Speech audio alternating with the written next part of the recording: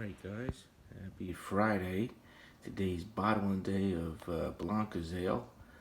And now we're down to 1010. That's the color. 1010. We had some nice lively fermentation, as you can see. Pretty busy. And one thing about it, this yeast is like, that slow acting yeast. So like this stayed, like it had a carousing going for like, oh man, like the first week.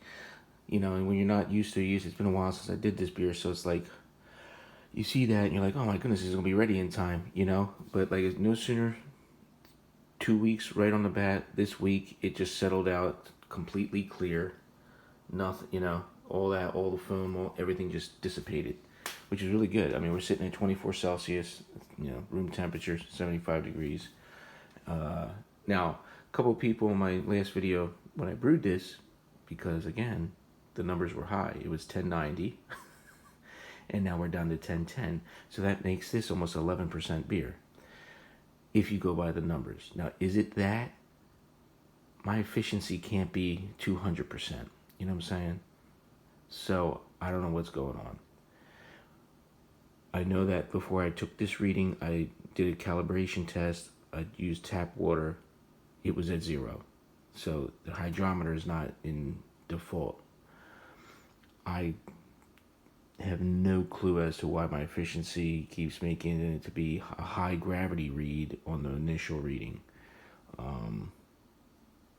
But hey, before we get the bottling, yes, I know I mentioned I do have a keg, but I don't have no kegerators, so I think I'm going to wait for the winter months to when I can just stick the keg out in the snow, or when the garage is at, cold temperatures, like 40 degrees or something.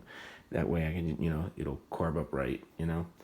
So, and I don't feel like sticking it in a bucket of ice or anything like that, so I think we're just going to keep on bottling for a little bit longer. All right, cheers, guys. Yeah, this German yeast, or whatever this is, K97, I think I used. But you can check back on the other video, make sure. It has that lager-esque type smell.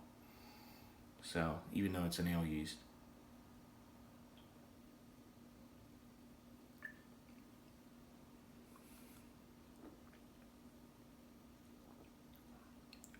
Oh yeah. Clean Pilsner-y. It's going to be a refresher. The nice light beer compared to what, I've been drinking that Queen Anne's Revenge for like ever now, so it'd be good to get into another type of brew.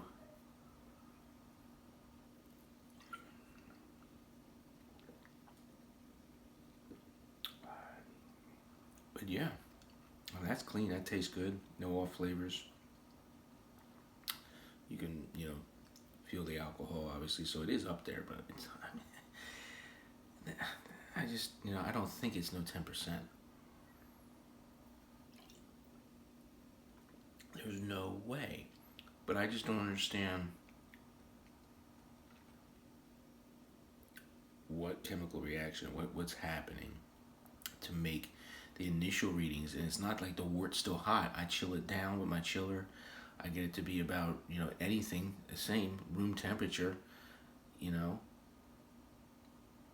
or below, 68, 60, whatever.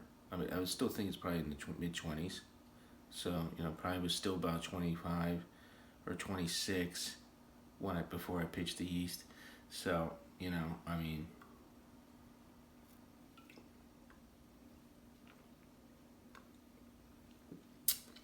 yeah, it's good stuff. I don't know. I might just be, since as you can see all my videos, my rotations for beers, I haven't started anything new yet, a new recipe or anything. I've just been sticking to my same brews. Maybe boring for you guys to watch, if not, but it's just like a brew log for me. It's content for the channel for you guys that are interested in that stuff. So, next beer on the list, I'm not sure. I don't know if it's going to be the Harvest Pale Ale that I do. Harvest Ale or my pumpkin. Pumpkin will be done either way, but for October, so. Which is basically, I just take a red ale kit, red ale recipe, an Irish red ale, and because I like the color, and tweak it, and I just basically add pumpkin to it. Add pumpkin and pumpkin spice at the end of the boil. So that'll be coming up in October. Well, maybe mid September, so I'll be ready to drink in October, something like that. We'll see. So I'm gonna get the bottle in here. Gotta put the sugar in the bottles and start bottling. So until we do it again, my friends, remember, let's set sail.